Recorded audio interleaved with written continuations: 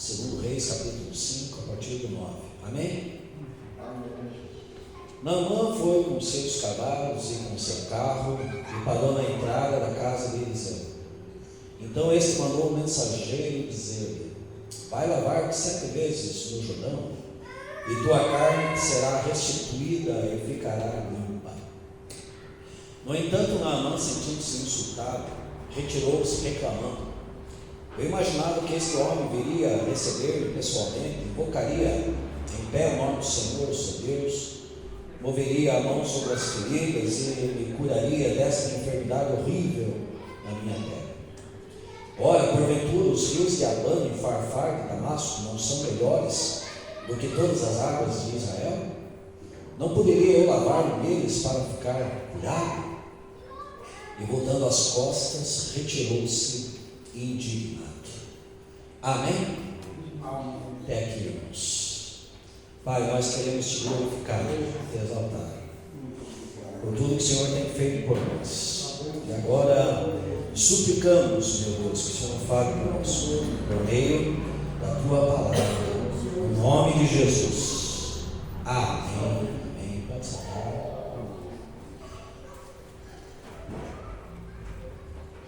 Estava meditando nessa palavra hoje cedo,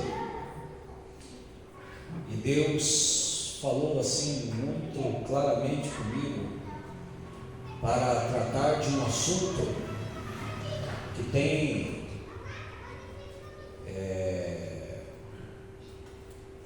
para falar de um tema que tem levado muitas pessoas à bancarrota, tem levado muitas pessoas às derrotas, ao fracasso e às frustrações. Quero falar nessa noite de orgulho. Porque, amados, desde o princípio, o homem foi tentado nessa área. Quando Deus colocou um jardim ali para abençoar o homem, Deus fez tudo perfeitamente. O Senhor deu uma palavra a Adão, deu uma direção. E Deus falou assim: desse fruto vocês não podem comer, porque no dia que vocês comerem, vocês morrerão. E aí veio a serpente e tentou Eva. E a serpente tentou Eva numa área que Eva foi tentada, Adão foi tentado, Jesus foi tentado e todos nós somos tentados. A soberba da vida. A soberba da vida. E interessante que a serpente falou assim para Eva, tentando ela na soberba da vida: no dia que você comer desse fruto, você terá conhecimento, você será importante, você terá posição, você será conhecedora do bem e do mal. Penso eu que Eva achou isso muito interessante. No entanto, ela não conseguiu se conter. Apanhou aquele fruto, comeu, deu para Adão, e ele também, desobedecendo a palavra de Deus, porque eles tinham uma direção, eles tinham um norte, eles tinham uma palavra, e a palavra do Supremo Deus, dizendo assim: no dia que vocês agirem assim, vocês vão morrer. E ela preferiu desobedecer. Só que esse Satanás, esse diabo, a serpente que tentou Eva ali no princípio, também já tinha se corrompido exatamente no orgulho. E eu estava lendo os textos hoje, dois grandes profetas. O primeiro deles, Isaías, profeta messiânico. Se você quiser a Bíblia conferir, Isaías, no capítulo 14, fazendo alusão exatamente a Satanás e a maneira que ele era e como que ele se corrompeu. Isaías tratou assim, capítulo 14, versículo 12 em diante. Como foi que caísse dos céus, ó estrela da manhã, filho da alvorada? Como foste atirado à terra, tu que derrubavas todas as nações? Afinal, tu costumavas declarar em teu coração: olha aqui o orgulho, olha aqui a vaidade desse ser criado. Só lembrando que o diabo foi criado por Deus, não é eterno. 13. Afinal, tu costumavas declarar em teu coração: hei-me subir até os céus, erguerei meu trono acima das estrelas de Deus. Olha a petulância desse ser, olha a altivez desse ser. Hei de subir até os céus, erguerei meu trono acima das estrelas de Deus. Eu me estabelecerei na montanha da Assembleia, no ponto mais elevado de Zafon, o alto do norte, o montes. Subirei mais alto que as mais altas nuvens, tornar-me-ei semelhante ao Altíssimo. Onde que ele tentou Eva? Na soberba da vida, dizendo assim: o dia que você comer desse fruto, você será igual a Deus, conhecedora do bem e do mal. Ele já tinha proposto isso no seu coração corrompido, e segundo ele pensava: tornar-me-ei semelhante ao Altíssimo. Mas o profeta declarou assim: contudo, as profundezas do Seol, da morte, foste precipitado, lançado foste no fundo do abismo. Os que te veem fitam os olhos em ti e te observam com toda a atenção, indagando: porventura é este homem que fazia tremer a terra inteira, que abalava reinos? Porventura é ele? Aí um outro profeta muito importante também, um profeta maior, Ezequiel, também declarou assim, no capítulo 28, confira comigo. São textos muito conhecidos, né, que tratam de Satanás. Só que aqui o profeta Ezequiel está dando uma palavra acerca do rei de Tiro, mas é bem específico, que é direcionado exatamente ao diabo. Ezequiel 28, 12 diz assim: ó filho do homem, ergue pois um grande lamento sobre o rei de Tiro, e diz-lhe: assim declara o Senhor Deus, tu eras o modelo da perfeição, repleto de saber, magnífico em beleza. Ora, como era esse ser no princípio? Estiveste no Éden. O rei de Tiro não teve no Éden, então está fazendo menção a Satanás. Estiveste no Éden, delícia, jardim de Deus, as mais lindas e perfeitas pedras preciosas adornavam a tua pessoa: sárdio, topázio, diamante, berilo, ônix, jaspe, safira, carbúnculo, esmeralda e outras. Olha quantas pedras preciosas nesse ser miserável. Seus engastes, guarnições e outras joias eram feitos com ouro puro. Tudo foi preparado para ti no exato dia que foste criado. Além disso, fosse também ungido como querubim guardião. Afinal, foi precisamente para essa função que eu te designei. Estiveste também no mundo sagrado de Deus e caminhavas entre pedras resplandecentes. Naquele tempo, o texto é muito claro, irmãos. Naquele tempo eras perfeito e irrepreensível em teus sentimentos e atitudes, desde o dia em que foste criado, até que se observou malignidade em ti. Até que ele se corrompeu pelo seu orgulho, pela sua posição, pela sua beleza, pela sua importância. Até que se observou malignidade em ti. Por intermédio dos teus muitos negócios em toda a terra, encheste teu coração de arrogância e brutalidade, e pecaste. Por esse motivo eu te lancei, profanado e humilhado, para longe do monte sagrado de Deus. Eu mesmo te expulsei, ó querubim da guarda, do meio da glória das pedras fulgurantes.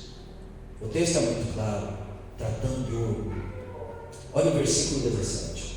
O teu coração tornou-se altivo e soberbo, por causa da tua impressionante formosura, e corrompeste a tua sabedoria, por conta do teu esplendor e da tua fama. Por isso eu te lancei à terra, fiz de ti um espetáculo e advertência perante reis e governantes. Queridos, só para citar, tanto Tiago quanto Pedro declararam que Deus resiste aos soberbos, mas dá graça aos humildes. Na verdade, a maioria dos homens são tentados muito na questão do orgulho. E muitas vezes, amados, é difícil nós nos dobrarmos e nós nos condicionarmos à condição de humildade. Afinal de contas, é muito mais fácil você se deparar com uma pessoa arrogante, uma pessoa altiva, uma pessoa soberba, do que propriamente com uma pessoa humilde. Eu não sei o que os outros, o que as pessoas pensam de mim. Talvez eu tenha uma concepção de mim, e eu tenha até uma plena convicção, uma certeza do jeito que eu sou, e talvez eu esteja bem equivocado em relação a isso, porque eu posso pensar que eu sou uma pessoa humilde, mas de repente eu não sou, e só pelo fato de eu me taxar uma pessoa humilde, eu já estou sendo orgulhoso, eu já estou sendo altivo. Eu não posso dizer, não existe ninguém mais humilde do que eu. Não posso jamais dizer isso, admitir isso, porque eu tenho muita certeza que eu preciso melhorar muito nessa área do orgulho. Eu preciso ser muito tratado ainda nessa questão. E afinal de contas, muitos de nós precisamos. E nós estamos num processo. O sábio Salomão, ele declarou que tudo é vaidade. Mas a vaidade que ele estava abordando ali é uma coisa muito mais complexa, muito mais profunda do que propriamente a questão da imagem de uma pessoa, mas é a questão da alma, é a questão do coração, é a questão das motivações, é a questão dos posicionamentos. Como que eu me considero de repente mediante os outros, e se eu estou verdadeiramente,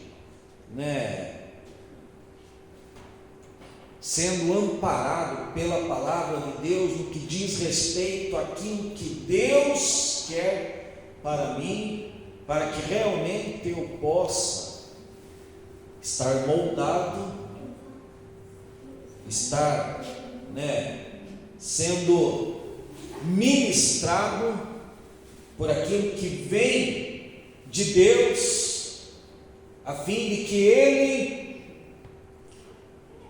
possa me contemplar e me favorecer desde que eu tenha uma postura correta diante dele. Diante dele. E eu preciso, se eu quiser realmente ser abençoado por Deus, por tudo aquilo que vem do trono da graça, eu preciso me esforçar ao máximo para acatar tudo aquilo que vem da palavra e que realmente é muito claro para mim e que vai me confrontar em muitas áreas da minha vida, no que diz respeito às minhas vaidades. Gente, se nós olharmos para Jesus o tempo todo desprovido de qualquer vaidade, de qualquer altivez, de qualquer prepotência, de qualquer arrogância, jamais quis ser o santo. E ele também foi tentado, da maneira que Eva foi tentada, na soberba da vida. Quando Satanás levou Jesus no pináculo do templo, Satanás fez a mesma proposta, usando outros meios para Jesus, dizendo assim: se tu és o Filho de Deus, lança-te daqui abaixo, porque está escrito que Deus dará ordem aos anjos ao teu respeito.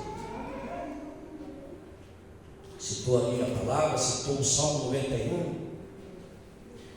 Só que a intenção de Satanás era que Jesus se lançasse lá de cima e que os anjos o segurassem, a fim de que os homens que ali estavam o aclamassem como verdadeiramente filho de Deus, e que o coroassem naquele momento, e que o aplaudissem, e que ele fosse reconhecido e que ficasse completamente sobre os holofotes. Mas Jesus, ele não precisava provar nada para ninguém, porque ele era o que ele era, e ele é o que ele é. Ele é o eu sou, manifestado a Moisés lá no Antigo Testamento. Ele é o grande eu sou. E quando Jesus faz recomendações, ele diz assim: aprendei de mim, que sou manso e humilde de coração, e assim encontrareis descanso para as vossas almas. Porque muitas vezes nós sofremos neciamente por conta das nossas vaidades, porque talvez nós somos tentados a aparecer, a ser importantes, a galgar coisas maiores, que de repente não é o que Deus tem para nós. E o apóstolo Paulo, ele declarou assim, não ambicioneis coisas altivas, mas acomodai-vos às humildes. Isso foi uma palavra de Paulo, que aprendeu com Jesus. Só que, amados, tudo é vaidade, tudo é vaidade, e nós estamos num processo de aperfeiçoamento. Então, quando Jesus declara assim: aprendei de mim, existe um processo, existe um meio de aprendizado, onde nós vamos sendo transformados de dia em dia, de glória em glória, de fé em fé, até que nós cheguemos num patamar de varão perfeito, igualmente a Jesus. Hoje eu estava ouvindo uma declaração de um pastor muito renomado, lá nos meados de 80, no século passado, 80, 90, um pastor muito renomado, dando uma palavra a outro pastor que está lá em Orlando, nos Estados Unidos. E esse pastor muito renomado, eu só vou aqui relatar aquilo que eu assisti, aquilo que eu ouvi, não estou julgando ninguém, porque muitas vezes pelas nossas vaidades, pelo nosso orgulho, nós caímos no grande erro do julgamento, quando na verdade o que nós precisamos fazer é julgarmos a nós mesmos, aprovarmos a nós mesmos. Quando Paulo estava tratando da ceia, ele declarou assim: examine-se o homem a si mesmo, e assim coma desse pão e beba desse cálice. Quando Paulo falou acerca de prova, ele declarou assim: prove-se a si mesmo, se ainda porventura estais na fé, prove-se a si mesmo. Então, amados, eu estou relatando aqui somente aquilo que eu assisti e ouvi. Esse pastor, considerado, segundo ele, muito humilde, mas muito sábio, muito intelectual, inclusive ele é muito inteligente, um homem intelectual. Ele estava julgando esse pastor, que está lá nos Estados Unidos, pelo posicionamento político dele. E ele pegou o nome desse pastor e colocou já no diminutivo. Por exemplo, se ele estivesse citando de mim, Josué, ele estava falando assim: Josuézinho. E tacou-lhe, gente, colocou esse pastor assim num nível, né, muito baixo, que nem dizia o meu pai, debaixo de barriga de cobra. Mas acabou com esse pastor, acabou, né? E chegou num momento que ele, né, declarava assim: porque no dia que eu morrer, a minha voz ecoará. E se nós contemplarmos esse pastor falando, nós vemos exalar da sua alma tanta altivez, tanta arrogância, tanta prepotência, que parece que a pessoa é dona da verdade. Mas não é, queridos, não é. E ali ele estava, né, julgando um outro pastor. E nós incorremos muito nesse perigo. Eu não estou julgando esse pastor aqui, estou relatando aquilo que eu assisti, aquilo que eu vi. E amados, nesse mundo de vaidades, eu penso que nós precisamos melhorar em muitas áreas, mas nós precisamos ser orientados e sermos melhorados pela luz da palavra. Quando Jesus evidenciou assim perplexidade diante de algumas condutas, o que fez toda a diferença diante de Jesus, o que fez Jesus declarar: uau, nunca vi tanta fé, nem mesmo em Israel, foi, né, um conjunto daquele centurião de Cafarnaum. E uma das questões que com certeza chamou a atenção de Jesus foi a humildade daquele centurião, quando ele declarava assim: eu não sou digno que entres debaixo do meu telhado, mas dizes apenas uma palavra e o meu servo será curado. Foi um conjunto, foi o coração daquele centurião, foi o coração daquele centurião. Amados, muitas vezes nós não estamos dando certo nas nossas vidas, talvez por causa do orgulho, talvez por causa das vaidades. Nós somos muito tentados nessas áreas. E o mesmo aconteceu aqui com Naamã. Eu fico pensando que o número 7 é o número da perfeição. E se ele tivesse que dar 6 mergulhos, ele não sairia curado. Mas eu penso que cada mergulho que ele deu tem um significado. E um dos mergulhos que ele deu foi exatamente para tratar com o orgulho dele. Porque esse homem, ele era um homem importante, ele era um homem vencedor, ele era um homem de batalha, condecorado, talvez cheio de medalhas, cheio de homenagens. Mas tinha lá uma dificuldade, estava sofrendo com uma lepra, que era uma doença incurável e que levava, obviamente, a pessoa à morte. Mas, gente, quando ele foi com seus cavalos ali diante do profeta, a simplicidade da palavra de Deus que nos confronta faz com que, se nós formos obedientes nós receberemos a cura e a bênção de Deus. E a direção de Deus é muito simples para nós. Só que nós temos essa tendência, por conta das nossas vaidades, dos nossos posicionamentos, dos nossos agios, muitas vezes, ficarmos complicando as coisas. Ficarmos complicando. Aí ele recebeu aquela palavra e ele achava que tinha que ser de outro jeito.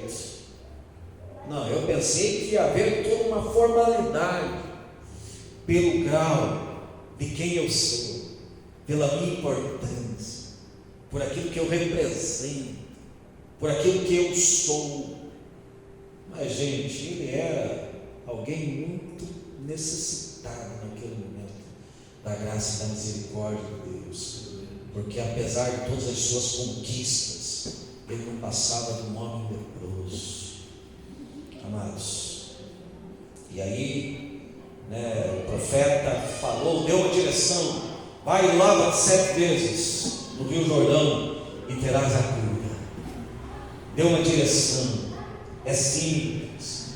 Vai, faz, e seja feliz, e seja abençoado, e seja liberado, e seja curado, e seja restaurado. Mas ele complicou e saiu, bravo com o profeta. Saiu bravo, fazendo comparações. Não, o Rio Jordão é um rio sujo, existem rios melhores, águas limpas, cristalinas, na minha terra.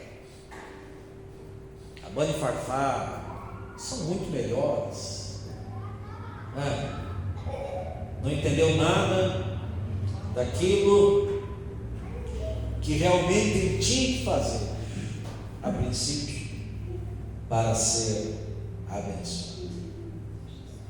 Até que aqueceu, até que ele recebeu uma palavra com sentido, acatou.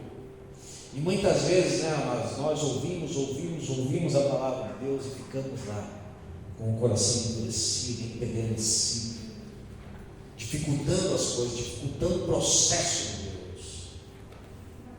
E vamos sofrendo, e vamos derrapando, e vamos levando uma vida medíocre, uma vida estagnada, até o momento que de repente, pela humildade, chegamos à conclusão: se eu realmente me dobrar e fazer a coisa certa, aquilo que está na direção de Deus, com toda certeza vai haver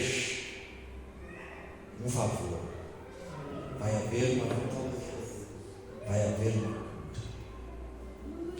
Porque, amados, Deus resiste aos soberbos, mas dá graça aos humildes. O galardão da humildade e do temor do Senhor são riquezas, honra e vida.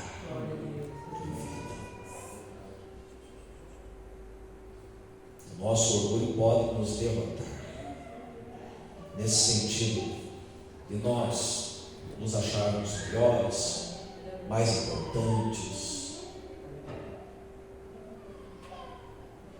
Pode nos levar ao fracasso, à ruína total, porque a soberba precede a ruína, e a altivez do espírito a queda. Mas a partir do momento que nós entendemos o valor da humildade e consentimos que o Espírito Santo trabalha em nós nesse sentido, aí sim vai haver uma real libertação do nosso ser. Muito me admira a vida do apóstolo Paulo, o maior escritor do Novo Testamento. Muito me admira Paulo, quando ele declarou assim: eu sou o mínimo de todos os santos, eu sou o menor dos apóstolos, eu sou o principal pecador, eu sou um miserável homem. Eu sou miserável. Miserável homem que eu sou. Quem me livrará do corpo dessa morte? Dou graças a Deus por Jesus Cristo. Aleluia. Portanto, amados, Jesus declarou lá em Mateus 5,3: bem-aventurados os pobres de espírito, porque deles é o reino dos céus. Nós precisamos pedir para que Deus trabalhe nessa área das nossas vidas.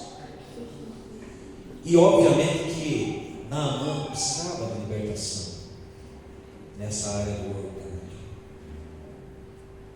se dobrar, consentir, se diminuir. O maior profeta, Jesus exaltou João Batista. Pode ficar em pé, para dar a impressão que está ensinando. Jesus exaltou João Batista, dizendo assim: não há profeta maior que ele, nascido de mulher. Mas João Batista, o que ele pensava, ou o que ele declarava de si mesmo? É necessário que eu diminua e que ele cresça. Glória a Deus. É necessário. E tem que ser assim conosco também, irmãos. No momento que nós diminuímos, para que Deus venha e cresça nas nossas vidas, aí tudo vai ficar melhor. Aí tudo vai acontecer da melhor maneira possível. E que nós possamos mergulhar nas águas do Espírito nesse sentido. Somos tentados na soberba da vida, somos tentados no nosso orgulho, somos tentados. Queremos ser super, mega, hiper valorizados, queremos ser aplaudidos, queremos ser favorecidos. Somos vencidos muitas vezes pelo nosso egoísmo. Mas, se nós olharmos para Jesus, as coisas são bem diferentes. E que nós possamos dar lugar, abrir o coração, para que o Espírito Santo trabalhe em nós. Porque aquele que começou uma boa obra, certamente aperfeiçoará. Aleluia. Até o dia de Jesus Cristo. Desde o momento em que nós abramos o nosso coração para o agir e para operar de Deus. E Satanás que está nos tentando, fazendo com que muitas vezes nós sejamos arrogantes, prepotentes, altivos, soberbos. Ele só quer nos levar a roda nesse sentido, mas que nós possamos ouvir o Espírito de Deus, e esse Espírito de Deus faz nos lembrar das palavras de Jesus: vinde a mim todos que estáis cansados e sobrecarregados, e eu vos aliviarei. Tomai sobre vós o meu jugo e aprendei de mim, que sou manso e humilde de coração, e assim encontrarei